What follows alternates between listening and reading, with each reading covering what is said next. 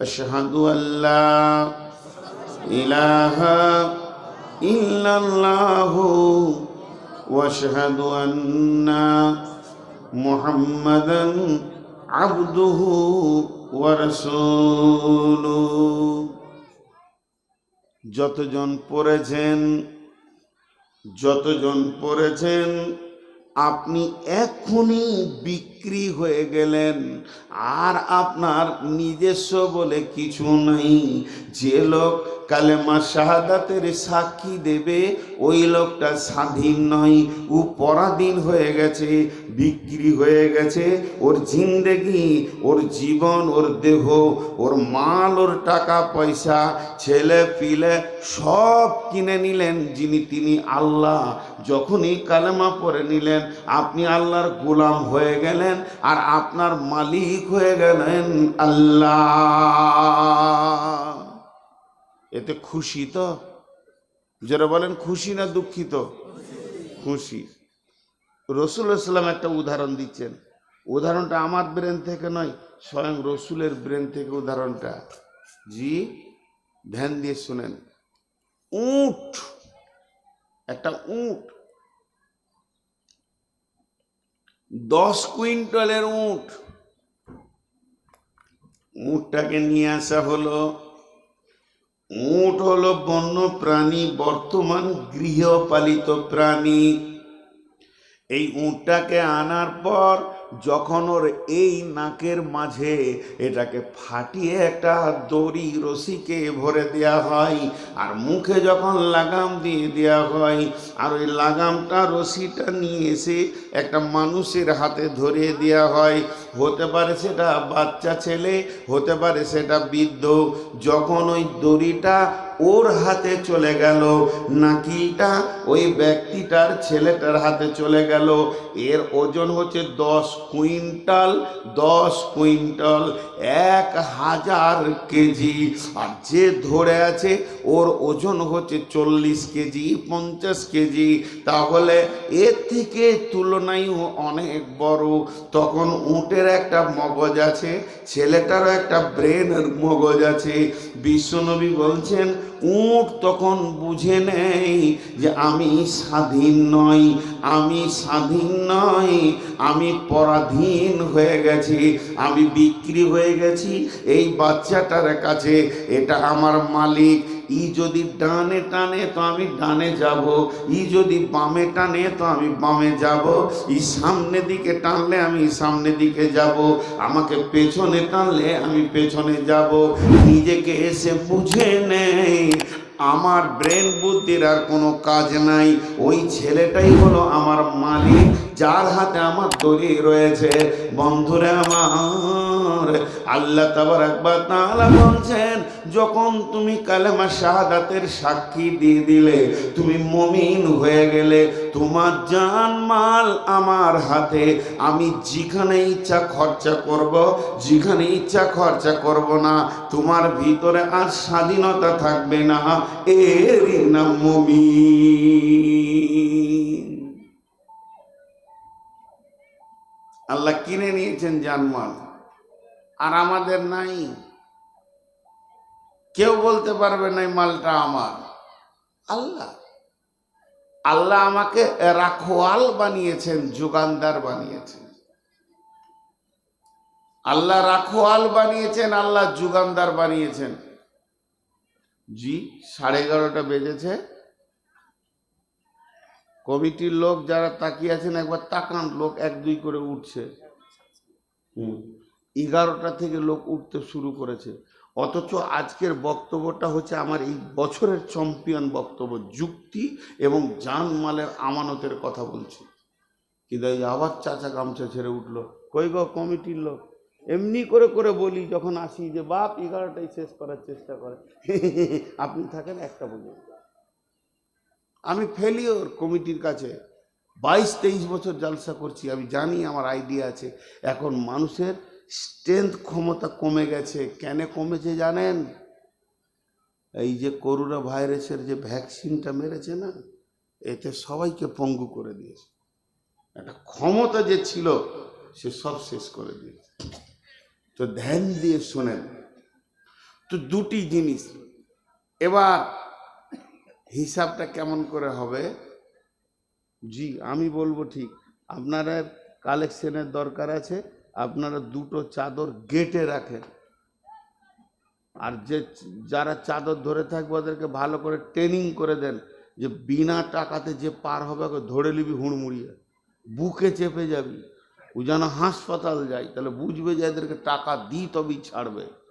পিটাপিটি লেগে পড় লাঠি নিয়ে, কি ভেবেছিস তুই টাকা দিবি না? যারে বা 5-6 জন ওখানে দাঁড়াগা, লাঠি বাটি নিয়ে দাঁড়া, যে উঠবে ও কি হুড়মুড়িয়ে ধরে ওর বুকে চেপে রে, দিবি কি না বল? টাকা নাই যদি বলে তো জামা কাপড় খুলে দিয়ে যা, কালকে টাকা দিয়ে নিয়ে যাবি, খালি গায়ে ঘর যা। তো এরপর একটা যুক্তি দেব, ধ্যান দিয়ে শুনেন মা বোন, মেয়েরা খুব সুন্দর শুনছে। এবার চলেন জানের আর মালের হিসাব কেমন হবে।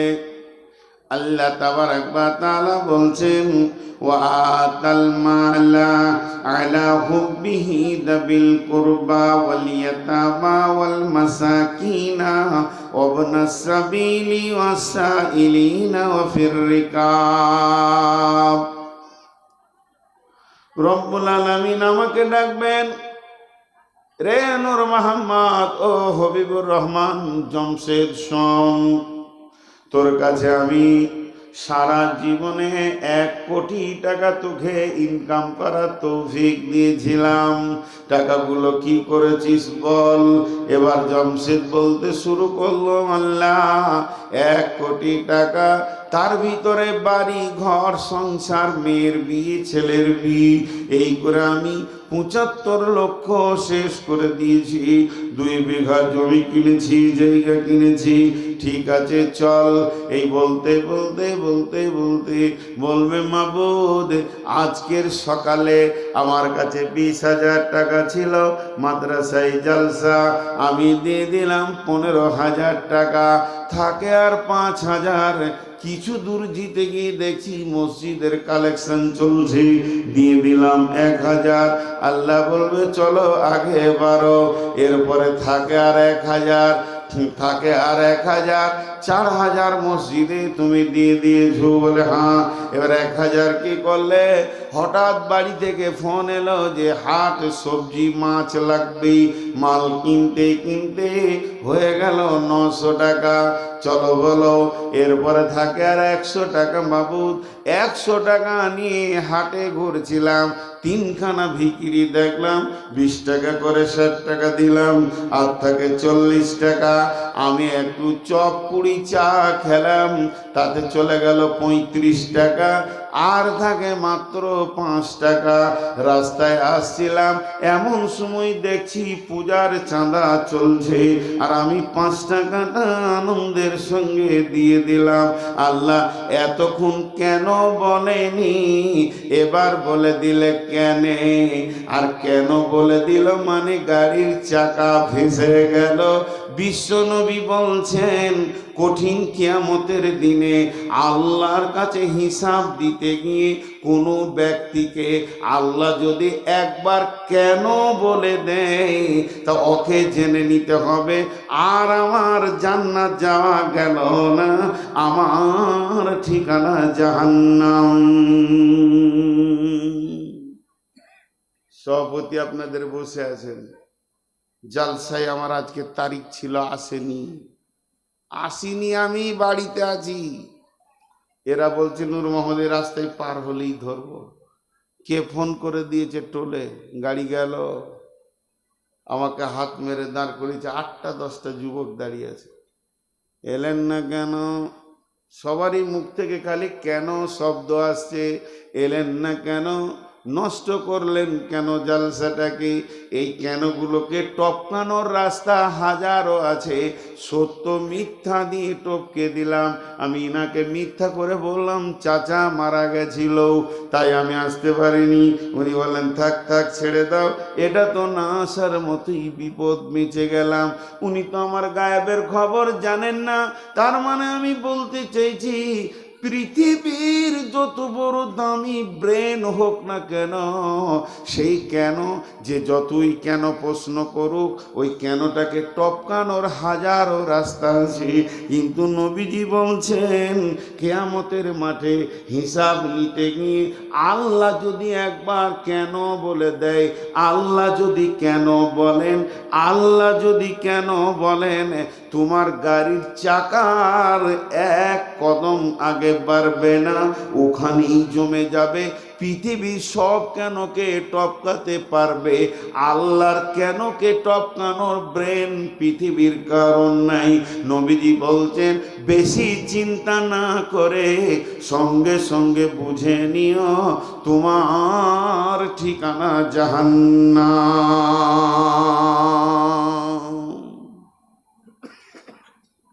এতক্ষণ খরচা করে দিলাম ৭৫ লাখ, আল্লাহ কিছু বলেনি, খালি বলছে টাকাটা আমার, তুই কালেমা পড়েছিস সেদিন থেকে ওই টাকাটা আমার।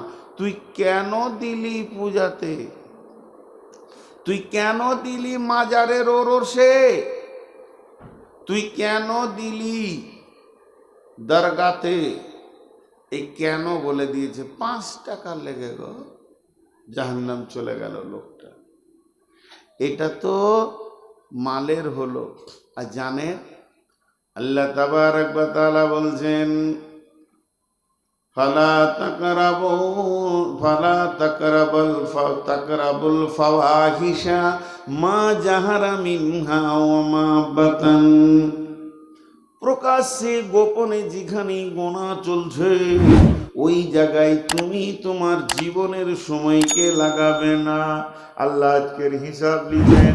আল্লাহ বলছেন বল কি কি করেছিলি, ৫ তারিখে তুই কি কি করেছিলি। আমি বলতে শুরু করলাম আল্লাহ হজরের নামাজ পড়েছি, নামাজ পড়ে তেলাওয়াত করেছি। আল্লাহ বলছে আগেবার যেমন সময় একটু টিফিন করে মাঠে গেলাম, চাষি মানুষ ব্যবসায়ী আমি দোকানে গেলাম, চল আগেবার ঠিক আছে।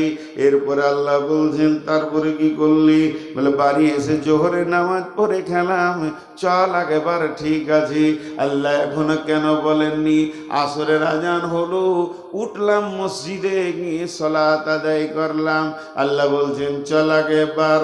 এবার সালাতের পর কি করলি, আমি বলছি মাবুদ নামাজের শেষে চা খেতে মন গেল, চায়ের দোকানে গেলাম, তাতেও আল্লাহর রাগ নাই, চল ঠিক আছে। এমন সময় আল্লাহ বলছেন তারপরে কি করলি, বলে চা বানানো ছিল না, দোকানদার ২০ মিনিট টাইম নিল, তাতেও আমার দুঃখ নেই। চাটা খেতে ৫ মিনিট লাগলো, এতেও কোনো দুঃখ নাই। তারপরে বলে দোকানে বসে বসে ভ্যাত ভ্যাত করে বকছিলাম। আল্লাহ বলবে কেন, কি দরকার ছিল? কিংবা লোকটা বলবে মাবুদ ওই পাশে তাস খেলা চলছিল, এমনি করে দেখছিলাম, আমি খেলিনি। আল্লাহ বলবে জানিস না তোর জিন্দেগি আমি কিনে নিয়েছি। আমি কোরআনে বলেছি ফালা তাকরাবুল ফাওয়াহিশা মা জাহারা মিনহা ওয়া মা বাতান। প্রকাশ্যে গোপনে যেখানেই আপনার কিনা প্রকাশ্যে গোপনে যেখানেই খারাপ কাজ চলবে, ফাহেসা চলবে, ওই জায়গায় যেন তোকে দেখতে না পায়। আর তুই ওই রকম জায়গাতেই গেলি কেন? মাত্র ১টা মিনিট দাঁড়িয়েছিলি, ওই ১ মিনিটটা দিলি কেন? এখানে আমার শ্বাসের খরচা আছে, এখানে আমার আলো খরচা আছে, এখানে আমার অক্সিজেনের খরচা আছে, এখানে আমার তো রুজির ব্যাপারে খরচা আছে, অতএব ওটা দিলি কেন? বিশ্বনবী বলছেন একবার যদি এরকম চাকাটা জমে যায়, কেন যদি আল্লাহ বলে দেন ওই লোক জাহান্নাম যাবে। তাই আমার আল্লাহ বলেন ইন্নাল্লাহা আশতারা মিনাল মুমিনিনা আনফুসাহুম ওয়া আমওয়ালাহুম বিআন্না লাহুমুল জান্নাহ, নিশ্চয় আমি মুমিনের জান এবং মালকে জান্নাতের বিনিময়ে কিনে নিয়েছি। তুই তোর জিন্দেগিকে খরচা করবি, সময়কে ব্যয় করবি আমি যেখানে যেখানে বলেছি। তোর মালগুলো ব্যয় হবে কোথায়? আমি যেখানে যেখানে বলেছি, কারণ আমি জান মাল কিনে নিয়েছি। আমার আল্লাহ বলছেন ইউকাতিলুনা ফি সাবিলিল্লাহি ফায়াকতুলুনা ওয়া ইউকতালুনা ওয়া'দান আলাইহি হাক্কান ফিত তাওরাতি ওয়াল ইনজিলি ওয়াল কুরআন ওমা বিআহদিহি মিনাল্লাহি ফাস্তাবশিরু বিবাইইকুমুল্লাযী বা'য়াতুম বি ওয়া যালিকা হুয়াল ফাওজুল আযীম।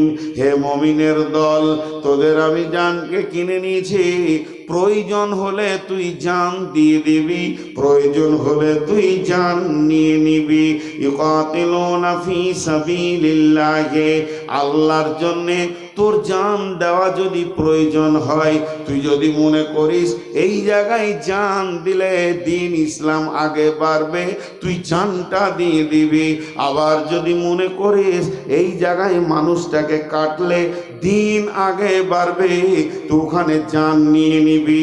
ইউকাতিলুনা ফি সাবিলিল্লাহি ফায়াকতুলুনা ওয়া ইউকতালুনা ওয়া'দান আলাইহি হাক্কান ফিত তাওরাতি ওয়াল ইনজিলি ওয়াল কুরআন। আমার আল্লাহ সত্য ওয়াদা করেছে তোমাদের সঙ্গে, শুধু কোরআনে নয়, একই হুকুম তৌরাতে আছে, ইনজিলে আছে। আল্লাহ তাবারাক ওয়া তাআলা বলছেন ওমা আওফা, কে আছো তোমরা পুরা করবে, বিবাইকুমুল্লাযী বা'য়াতুম বি, ওয়াদা পূরণ করবে আল্লাহর সাথে বিজনেস করে। কে তোমরা আছো বলো? আমার আল্লাহ এই ওয়াদার উপরে বিজনেস করতে চাইছে। আর এখানেই রয়েছে তোমাদের পরকালের সব থেকে বড় সফলতা।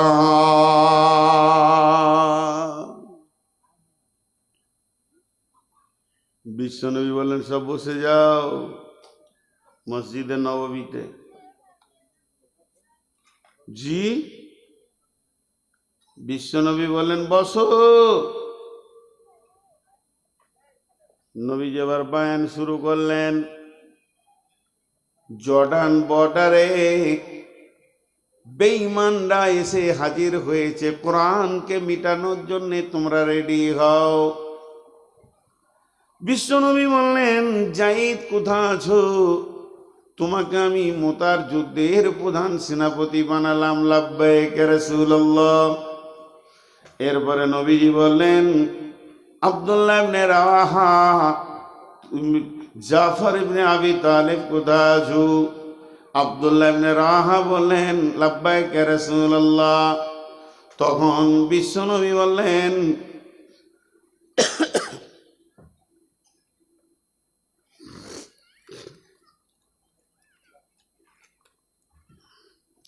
বিশ্বনবী বলছেন জায়েদের পর আমি দ্বিতীয় সেনাপতি বানালাম আব্দুল্লাহ ইবনে রাওয়াহাকে।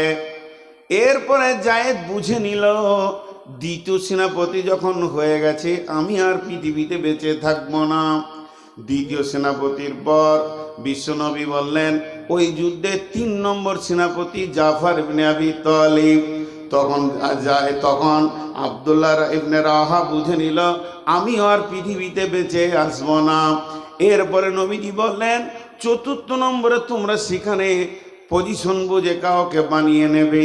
তখন জাফর ইবনে আবি তালিব বুঝে নিলেন আর আমি পৃথিবীর বুকে ফিরে আসবো না। তারা 3 জন রেডি হয়ে গেল, পেছন দিকে পা দেয়নি। কারণ তারা জানে আমার জান আল্লাহর কাছে জান্নাতের বিনিময়ে বিক্রি হয়ে আছে। এর নাম জান দেওয়া। একটা সাহাবীর নাম সাদ। বন্ধুরা আমার, সম্ভাব্য সাদ কিংবা অন্য সাহাবী তিনি জিহাদের ময়দানে নেমেছেন, তিনি রসুলের পক্ষে আছেন, ইসলামের পক্ষে আছেন, কোরআনের পক্ষে আছেন। বিপক্ষে রয়েছে কে? তার নিজের আব্বা। আব্বা তখনও ঈমান আনেনি, আব্বা তখনও মুসলমান হয়নি, আব্বা তখনও কালেমা পড়েনি। এবার জিহাদের ময়দানে বারবার এ ছিল বীর যোদ্ধা, মজবুত যুবক, একদম তলোয়ারকে নিয়ে মেশিনের মতো খেলতে পারত।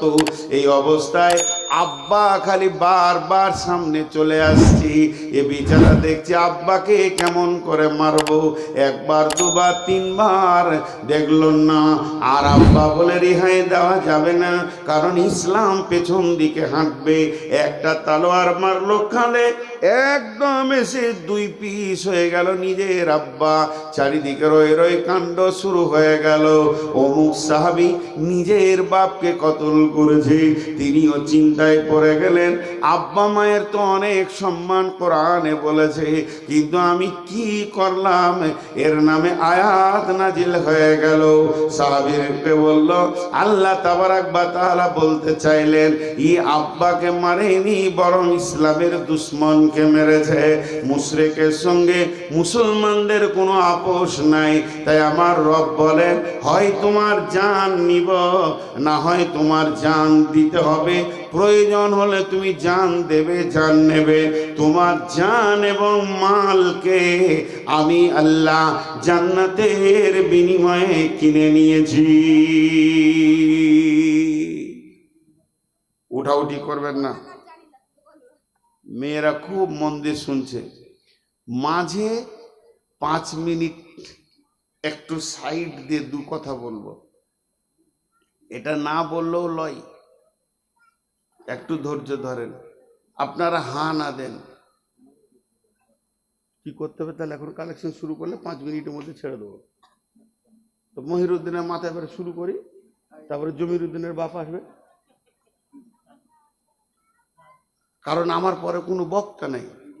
আমি কালেকশন শুরু করলেই মানুষের মিজাজ তৈরি হয়ে যাবে। আজকে হয়ে গেল ভাই, আমাকে বলতে দেন।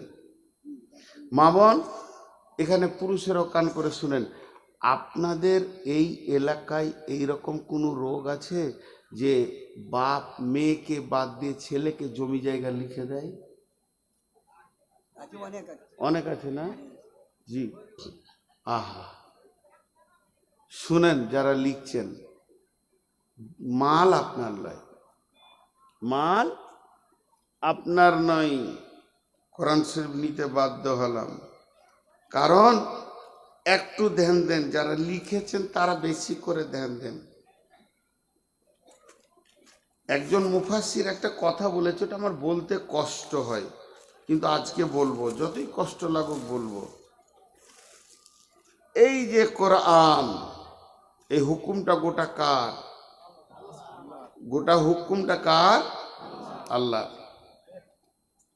আল্লাহ তাবারাক ওয়া তাআলা বলছেন কোরআনের ভিতরে, সূরা নিসার মধ্যে সমস্ত ফারাইজগুলো এনেছেন। তিনি ফারাইজে বলে দিয়েছেন, আমার মালের মালিক, আমার সন্তান কত পাবে এবং আমার বিবি কত পাবে, আমি মরার পর আমার ছেলে কত পাবে, মেয়ে কত পাবে। কে বলেছেন? যারা বলেন কে বলেছেন? আল্লাহ বলেছেন। ফারাইজের পাতাটা তুলে ধরলাম। একবার বলেন, এতগুলো লোকের ভিতরে কেউ যদি কোরআনের একটা আয়াতকে না মানে, ওই লোক মুসলমান থাকতে পারে কি? জোরে বলেন, পারে কি? এবার বলেন, এই কোরআনে আল্লাহ বলছেন, নূর মোহাম্মদ, তুই মাল ইনকাম করবি, জমা করবি, খরচা করবি হালাল পথে, অসুখে বেসুখে, আর কাউকে কম বেশি দিবি না। কিছুটা পারমিশন আছে, 1/3 এইটুকু তুই ল্যাংড়া খোঁড়া কোনো বেটা আছে, কিংবা ধরেলে তোর বড় বেটা মারা গেছে, তুই এখনো বেঁচে আছিস, তাদের বেটাগুলো তোর মাল থেকে আর কিছু পেল না, 1/3 নিয়ে তাদেরকে দিয়ে তুই কলিজা ঠান্ডা করে দিবি। ইসলাম যে নিয়মগুলি কানুনগুলি বলেছে, ওই কানুনগুলিকে তিলে তিলে মেনে নিতে হবে। জমি আমার নামে, জায়গা আমার নামে, বাগান আমার নামে, পুকুর আমার নামে, কিন্তু ফারাইজ করেছেন আল্লাহ। আল্লাহ বলছে এটা তোকে রাখওয়াল বানিয়েছি, তোর পেটে যে 3টে বেটি হবে, 4টা বেটা হবে, ফাইসালা তো আমার, তারা ওই বাগানের মালিক হবে, ফাইসালা তো আমার। আমার কলমের ওপরে তুমি কলম চালিয়েছ। 1 নম্বর আসামি, প্রথমে আল্লাহর সঙ্গে তার বোঝাপড়া চলবে। তোকে কে কোরআনের আইন ভালো লাগেনি, তাকে বলতে হবে না। আর যারা ছেলেকে বাদ দিয়ে মেয়েকে, মেয়েকে বাদ দিয়ে ছেলেকে জমি লিখে দেয়, বড়কে বাদ দিয়ে ছোট বেটাকে লিখে দেয় আদর করে, ও বন্ধু শুনে লাও, প্রথমে তোমাকে আল্লাহকে জবাব লাগবে যে আমি তোমার কোরআন মানতে পারিনি। আল্লাহ আপনার বুদ্ধি কম, হুঁশ কম বলে উল্টা পাল্টি লিখেছেন, আমার ব্রেনটা আপনার থেকে অনেক গুণে বেশি, আমি যেটা করেছি সেটা ঠিক। অতএব বন্ধু, ওই লোকগুলির ব্যাপারে যে কথা আমি বলতে চাইছিলাম না, এখন বাধ্য হচ্ছি বলতে। একজন মুফাসসির বলেছেন, পৃথিবীর বুকে ঘুরছে, খেছে আর চলে ফিরে বেড়াচ্ছে, ভাত মুড়ি রুটি খায়, চায়ের দোকানে চা খায়, পান খায়, নামাজ পড়ে, ঘুরে, অথচ লোকটা মরার পরে জাহান্নাম যাবে। এই রকম কোনো জাহান্নামী দেখতে যদি তোমার শখ যায়, তো ওই লোকটাকে দেখো যে তার মেরাসের অংশকে কেটে অন্যজনকে দিয়েছে। কত কঠিন কথা। শুধু তাই নয়, আর একটা যুক্তি আপনারা শুনেন। আল্লাহ রসুল বলছেন, ওয়ান আনাস রাদিয়াল্লাহু তাআলা আনহু قال قال رسول الله صلى الله عليه وسلم من قطع ميراث وارثه قطع الله ميراثه يوم القيامة في الجنة। কেউ যদি কারো মেরাসের ওয়ারিস কেটে আর একজনকে দিয়ে দেয়, আল্লাহ তার জান্নাতের মেরাসকে কেটে ওকে কিয়ামতের দিন বুঝিয়ে দেবে। আর সেই দিনটা এমন দিন হবে, বাপ মা পরিচয় দেবে না, বেটা মেয়ে বাপের পরিচয় দেবে না। আমি এবার একটা উদাহরণ দিব। উদাহরণটা হচ্ছে, এটা একটা কাগজ, এটা একটা কাগজ, এই যে এইখানে আমার নামটা আমি লিখবো, খুব ধ্যান দিয়ে শুনেন মা বোনেরা, দেখেন এখানে আমি আমার নামটা লিখবো। এখানে যদি একটা কার্বন পেপার দেওয়া হয়, যে কাগজটার উপরে চেপে যদি লেখা হয়, তো নিচে একই সই উঠবে কি উঠবে না? উঠবে। এটা আমি উদাহরণ দিলাম। কঠিন কিয়ামতের দিনে ওই লোকটি বলবে, আল্লাহ আমার তো জান্নাতে মেরাস আছে, আপনি আমাকে জান্নাত দেন। আল্লাহ বলবে, তুমি জান্নাত বিক্রি করেছো? বলে কার কাছে? না ছোট বেটাকে বাগান লেখে বড় বেটাকে তুমি জান্নাত বেচেছো, মেয়েদেরকে তুমি কিছু না দিয়ে জান্নাত দিয়েছো। বলে কবে? আল্লাহ পেপার দেখাবে কত তারিখে, আর আপনার জানো ডিসেম্বরে 5 তারিখে 2024 সালে তুমি অমুক রেজিস্ট্রি অফিসে গেছিলে কালিয়াচকে, তুমি এই টাইমে সই করেছো, তোমার পুকুর বাগান জান্নাত বিনিময়ে বিক্রি হয়ে গেছে। অতএব খবরদার না, যারা করেছেন তারা কি করে বাঁচবেন এটা আল্লাহর সঙ্গে পরামর্শ করেন, কিংবা বড় বড় আলেমের সঙ্গে পরামর্শ করেন। বাঁচার কোনো রাস্তা আছে কি না দেখেন, যদি থাকে তো আপনিও বেঁচে যান, আমি এটা চাইছি।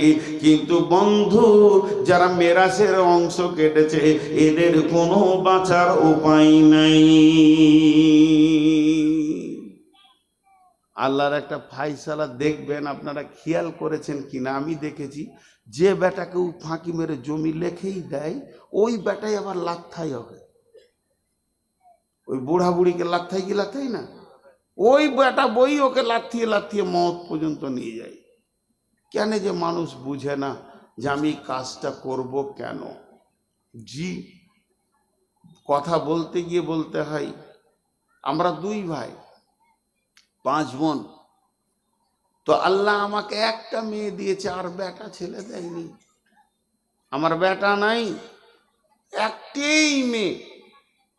তা আমি খুব ভয় খাই। আমার 2টা ভাতিজা আছে, তারা মাল পাবে, ভাই পাবে, আমার স্ত্রী পাবে, আমি মরলে আমার মেয়ে পাবে। তো মেয়েকে একটু ঘর দিব, একটু জায়গা বেশি দিব। আমি ভেবেছি 5 থেকে 7 জন আলিম ডেকেছিলাম বাড়িতে, টোটাল আমার জীবনের হিসাব দিলাম, এই করেছি এই করেছি, বাপ এই দিয়েছে, মা এই দিয়েছে, বাপ মায়ের এতটা জমি পেয়েছি, নিজে এতটা করেছি এতটা করেছি, টোটাল আপনাদের সামনে নামিয়ে দিলাম। আমাকে কিয়ামতের মাঠে আর কবরে যেন পাকড়াও না হয়, অতটা মাল তুলে আপনারা আমার মেয়েকে দেন। আখেরাতের ভয় তিনারা ফায়সালা দিয়েছেন এবং সেই মোতাবেক চলছি। ভাইয়া না, মাল আপনার নয়। কালেমা পড়েছেন তো মাল কিসের আপনার? মাল তো আল্লাহ।